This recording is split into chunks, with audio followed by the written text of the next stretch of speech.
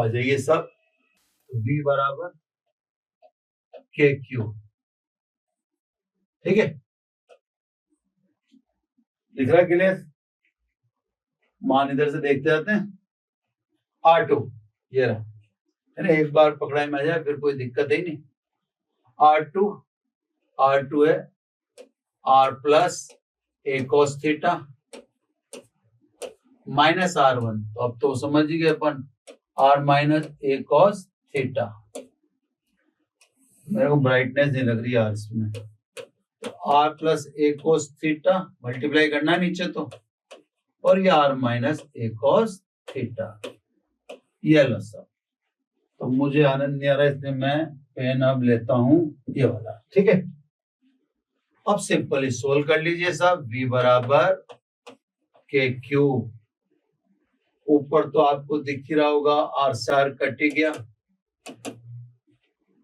Second वाला जो पद है वो ऐड हो गया, A cos थीटा और minus minus plus A cos theta, तो ये हो गया 2A cos थीटा, अपॉन में आपको मल्टीप्लाई करना है, तो R square minus A square cos square theta, ठीक है सर। यानी V बराबर K Q into 2A cos theta upon R square minus A square cos square theta. मैंने आपको पहले भी कहा था कि दीदू के हर फॉर्मूले में P आएगा, P है तो फॉर्मूला दीदू का है, P नहीं है तो फॉर्मूला दीदू का नहीं है, और P यानी दीदू आगुण P बराबर Q इंटू 2A, तो ये Q इंटू 2A को मैं P लिख देता हूं, तो V बराबर KP AP cos theta upon R square minus, यहाँ पे एक चीज और देख लेते हैं, वो तो ठीक है ना, कि उसके लिए एक स्टेप और लेनी पड़ जाएगी, तो एक चीज और बता देता हूँ, तो इसकी जगह तो मैं क्या लिख दूंगा साहब, Q इंटू 2A की जगह तो Q इंटू 2A की जगह मैं P लिख दूंगा, वो तो ठीक है, क्लियर करी थी बात। एक चीज और बतानी थी मुझे, उसके बाद फिर मैं अपना काम। दूसरी बात, यदि A much less than R, तो यहां तो है भैया, क्योंकि यहां तो ये हिसाब लिख रखा है ना, तभी तो आप PB को PM के बराबर मान रहे हो और PA को PN के बराबर मान रहे हो, तो यदि कहने की कोई मतलब ही नहीं है, तो यहां तो A much less than R है, इसलिए A स्क्वायर R स्क्वायर की तुलना में क्या जाएगा, नगण्य जाएगा, क्योंकि R बहुत बड़ा है, A बहुत छोटा है, तो यहाँ तो यदि की जरूरत नहीं पड़ती, यहाँ तो क्लियर है कि सब A बहुत छोटा है R से, तो R स्क्वायर की तुलना में A स्क्वायर नगण्य माना जाएगा, तो A स्क्वायर को नगण्य कर दो। अब लिख देता हूं फाइनल K Q इंटू 2 यानी P cos theta upon R square, ये सब विद्युत द्विध्रुव के कारण अक्ष से थीटा कोण पर और मध्य बिंदु से R दूरी पर विद्युत विभव का मान है ना, जो आपको चित्र में दिखाई रखा है। ये देखो, आप इक्वेशन नंबर भी देख लेता हूं मैं, अक्ष से थीटा कोण पर और मध्य बिंदु से R दूरी पर, समीकरण 1 लिख लिया अभी तक, तो ये सब फॉर्मूला समीकरण 2, ठीक है ना। इसको अगर अपन चाहें तो इसके एक फॉर्म और बना सकते हैं, दिखाता हूं मैं आपको फॉर्म बना के, है ना। जैसे मान लो ये मैंने इस दिशा में कोई एकांक सदिश ले लिया R के, क्लियर, तो सब P डॉट R के, इनके बीच कोण थीटा है ना, तो P डॉट R के is equal to P cos theta लिख सकते हैं, यानी ऐसे देखना, कोई बहुत ज्यादा महत्वपूर्ण नहीं है, बस आपको तो देखना है ना। यदि OP की दिशा में एकांक सदिश R के हो, ये देखो मैं आपको पहले एक बार बता देता हूं, कहीं कंफ्यूजन, ये जरूरी नहीं है जो मैं बताने जा रहा हूं, बहुत क्लियर, इसलिए मैं क्या करता हूं, बस बोल के रह जाता हूं, इस मुख्य चित्र को नहीं बिगाड़ना चाहता है ना, इस मुख्य चित्र को तो आप उसी तरह से देखो, नहीं तो बस मैंने एक बार दिखाई दिया आपको तो आप समझ ही गए। तो सर ओपी की दिशा में मैंने एकांक सदिश आर कैप मान लिया, तो आर कैप और पी के बीच में कोण कितना हो गया, थीटा।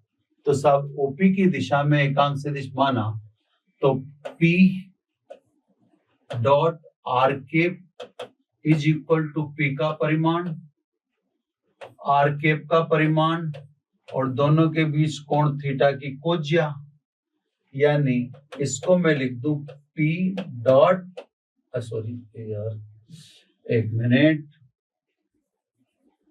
इसको मैं लिख देता हूं पी का परिमाण पी, आर कैप का परिमाण 1 पी कोस थीटा। तो इसका मतलब ये हुआ कि पी कोस थीटा बराबर क्या लिख सकते हैं,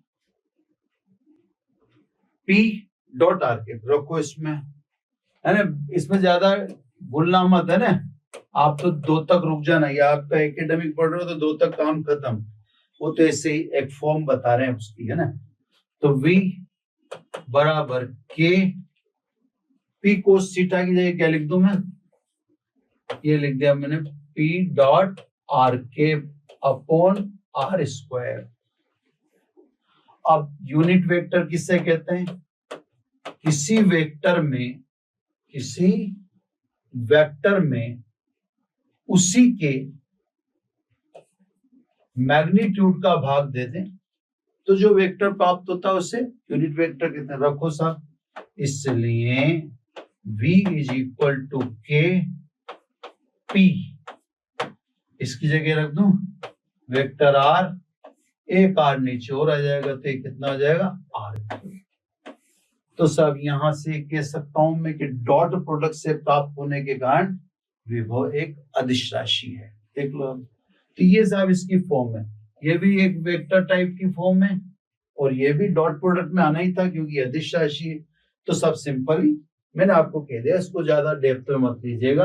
अगर ओपी की दिशा में एकांक सदिश आर कैप ले लूं तो आर कैप और पी के बीच में कोण थीटा है, तो मैंने ये लिख दिया कि P dot R cap is equal to modulus of P modulus of R cap cos theta, modulus of P यानी पी आर कैप इकाई सदिश उसका परिमाण है कि कोस थीटा की जगह, तो पी कोस थीटा की जगह मैंने ये पी कोस थीटा है ना, इसकी जगह मैंने लिख दिया पी डॉट आर कैप। और अपन जानते हैं यूनिट वेक्टर किसे कहते हैं, किसी वेक्टर में उसी के मैग्नीट्यूड्स को डिवाइड कर दें तो जो वेक्टर प्राप्त होता है उसे यूनिट वेक्टर कहते हैं। तो मैंने इसकी जगह ये रख दिया, अपॉन में आ गया आर क्यूब। तो ये फॉर्म है, इसमें साफ दिख रहा है कि v created by dot product of p and r, यानी जो v प्राप्त होता है वो द्विध्रुव आघूर्ण व r के डॉट प्रोडक्ट से प्राप्त होता है, और डॉट प्रोडक्ट से प्राप्त होने के कारण विद्युत विभव एक अदिश राशि है। चलो सर, अब अपन नेक्स्ट काम करें, अपन तो वापिस पे आ जाए, तो सब अपना जो मूल काम है वापिस इस पे आके करते हैं, K P cos theta upon R square, है ना। इसको समीकरण नंबर 2 दे ही रखा है मैंने पिछले तो उसमें, तो वापिस में वही आ जाता हूं। अब सब अक्ष के लिए, अगर बिंदु अक्ष पर है ना, बिंदु अक्ष पर है तो आपने कोण अक्ष से लिया है, तो बिंदु अगर अक्ष पर है तो थीटा बराबर 0 डिग्री होगा, है ना। तो सब बिंदु अक्ष पर है तो अक्ष के लिए theta is equal to 0 degree, 2 से अक्ष पर विभव द्विध्रुवीय अक्ष पर K P cos 0 upon R square, यानी v बराबर के पी अपॉन आर स्क्वायर। तो सब अगर केवल अक्ष की बात हो तो द्विध्रुव की अक्ष पर विद्युत विभव का मान के पी अपॉन आर स्क्वायर होता है, ठीक है। अब बात करें निरक्ष के लिए, है ना, वापिस चित्र पे ले चलता हूं मैं आपको। निरक्ष के लिए तो सब निरक्ष किससे कहते हैं वो अब आपको मैं बना के दिखा सकता हूं। अक्ष के लंबवत व मध्य बिंदु से गुजरने वाली रेखा निरक्ष कहलाती है। तो ये जो मैंने बनाई ये नीचे तक ऊपर से, ये निरक्ष है। तो सब निरक्ष के लिए थीटा बराबर कितना होना चाहिए? 90 डिग्री, है ना? तो सब निरक्ष के लिए थीटा इज इक्वल टू लिख दें अपन 90 डिग्री। तो निरक्ष के लिए theta is equal to 90 degree, है ना? दो से देखें, दो से V निरक्ष, निरक्ष पर विद्युत विभव Kp cos 90 upon R square और cos 90 इज इक्वल टू 0। तो निरक्ष पर विद्युत विभव का मान 0 होता है। वो वैसे भी देखो, आप ऐसे ही देख लो, ये माइनस क्यू, ये प्लस। एक्चुअली क्या है, कुछ चीजें तो अपन इसलिए निकालते हैं जानबूझकर ताकि हमें जो पता है वो टेली हो। अब हमें पता है कि निरक्ष पे 0 होना चाहिए, क्यों? देखो आप, मैं बताता हूँ, है ना? वो हमें पहले से ही पता था और वो ही अपने को फॉर्मूला बता देता है। तो फॉर्मूला जब वो बता देता है तो हमारी पुष्टि हो जाती है कि इसका मतलब हमारा फॉर्मूला सही रन कर रहा है। देखो आप, ये मैंने बिंदु ले लिया P, अब इससे दूरी और इससे दूरी बराबर है ना? अगर A के कारण P पर विभव बोले तो A के कारण P पर विभव कितना होगा? K minus Q upon R। A के कारण P पर विभव। चलो B के कारण P पर विभव बोलो, K प्लस क्यू और दूरी R। तो सब कुल विभव बोलो, V बराबर VA प्लस VB, और आप देखेंगे ये माइनस के क्यू अपॉन आर और ये प्लस के क्यू अपॉन आर, यानी V बराबर 0। तो हमें पहले से ही पता था कि सब निरक्ष पे कोई भी बिंदु लेते हैं तो उसके माइनस क्यू से और प्लस क्यू से दूरी बराबर होगी। माइनस क्यू के कारण विभव ऋणात्मक होगा, प्लस क्यू के कारण विभव धनात्मक होगा, तो परिणाम विभव 0 है ना? और यही इस जो फॉर्मूला हमने बनाया इसने उसकी पुष्टि कर दी। तो ऐसा हम जानबूझकर भी करते हैं, हम ये जानने के नहीं, क्योंकि हम जानते हैं, और हम जानते हैं तो यही चीज फॉर्मूला बताता है या नहीं बताता है, इसको देखने के लिए हम ऐसे केस भी ले लेते हैं। तो साहब द्विध्रुव के निरक्ष पर विद्युत विभव 0 होता है। इसका मतलब ये हुआ कि निरक्ष से गुजरने वाला ऊर्ध्वाधर तल, निरक्ष से गुजरने वाले ऊर्ध्वाधर तल को हम कहते हैं विषुवतीय तल, है ना? ये विषुवतीय तल का मतलब निरक्ष से गुजरने वाले ऊर्ध्वाधर दीवार या तल के प्रत्येक बिंदु पर विद्युत विभव का मान 0 होता है। अब विद्युत विभव का मान 0 होने का मतलब आप समझते, विभव का मतलब एकांक धनावेश के विस्थापन में कार्य, वो कार्य निरक्ष पर से गुजरने वाले ऊर्ध्वाधर तल जिसको हम कहते हैं विषुवतीय तल पर 0 है। यह आपके सामने निकाल रखा है आपने। इसका मतलब तो ये हुआ कि मैं अगर बिना कार्य यानी कार्य बराबर 0 किसी आवेश को द्विध्रुव के नजदीक ला सकता हूं क्या? हाँ, ला सकता हूं। मैं उस आवेश को विषुवतीय तल के अनुदिश ले आऊंगा। विषुवतीय तल पर विभव 0 है। विभव 0 का मतलब एकांक धनावेश के विस्थापन में कार्य 0 है ना? तो साहब ये अगर आपसे कोई पूछता है कि क्या ऐसा संभव है कि आप द्विध्रुव के समीप किसी आवेश को बिना कार्य ला सकते हैं? हाँ, संभव है। हम उस आवेश को विषुवतीय तल के अनुदिश द्विध्रुव के समीप ला सकते हैं। इसमें किया गया कार्य सदैव 0 होगा। Clear sir? तो ये सब 2 कैलकुलेशन होगी आज। एक कैलकुलेशन अपन ने कर ली विद्युत बिंदु आवेश के कारण विद्युत विभव V बराबर के क्यू अपॉन आर। आवेश में धन चिन्ह है तो धन चिन्ह, ऋण चिन्ह है तो ऋण चिन्ह, ये लिख दिया मैंने, धन ऋण। क्लियर? और एक हमने निकाल लिया द्विध्रुव के कारण विद्युत विभव Kp cos theta upon R square. 2 minute का लास्ट टॉपिक, विभवों के लिए अध्यारोपण का सिद्धांत, है ना। ये सब मैंने इसको अवॉइड ही करना रहता है, इसलिए मैंने आपको भी थोड़ी देर पहले भी कहा था, तो विभव विभवांतर इसलिए लेक्चर में कहा था। अदिश राशि, इसलिए किसी बिंदु पर विभव प्रत्येक आवेश के कारण विभव के बीजगणितीय योग के बराबर होगा। विभव के लिए अध्यारोपण का सिद्धांत भी कह रहा है बिंदु आवेशों के समूह में। अब बिंदु आवेश रखे साहब, खूब सारे न्यूमेरिकल करके बताऊंगा ना मैं आपको नेक्स्ट लेक्चर में, पहले एक तो न्यूमेरिकल बता दूंगा नेक्स्ट टॉपिक करने से। वैसे विभव खत्म होने की कगार पे, विभव में आप ज्यादा 1.5-2 लेक्चर मान लो, विभव ज्यादा दमदार नहीं रहा। जो मोटे तौर पर है वो एक गोले के कारण निकालना है और सम विभव पृष्ठ वगैरह पढ़ा नहीं, फिर ऊर्जा की तरफ चढ़ेंगे अपन। दायिता इसका थोड़ा बड़ा पोर्शन होगा, ठीक ठाक है ना। तो इसमें ज्यादा दम भी नहीं है, तो मैं नेक्स्ट में जो आपको आते लेक्चर उसमें न्यूमेरिकल डाल दूंगा और फिर टॉपिक ले लूंगा, है ना। तो उसी संदर्भ में बता रहे कि बिंदु आवेश का समूह है, किसी बिंदु पर निकाय या समूह के कारण कुल विभव प्रत्येक बिंदु आवेश के कारण विभव के बीजगणितीय योग के बराबर होता है।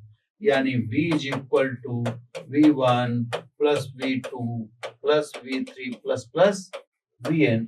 ये बीजगणितीय योग है साहब, सदिश योग नहीं है, क्योंकि विभव और विभवांतर सदिश राशि नहीं है। तो सब स्वाभाविक रूप से जब वो सदिश राशि नहीं है तो सीधा सीधा कह दिया। अब जैसे आप कोई भी निकाय, जैसे न्यूमेरिकल में आपको विशेष रूप से याद दिला दूंगा कि कोई भी निकाय है, उस निकाय में बिंदु आवेश रखे हैं, किसी एक बिंदु पर आपको विभव निकालने के लिए कहा जाए, तो जैसे मान लीजिए ये Q1 रखा है, ये Q2 रखा है और ऐसे Qn रखे हैं।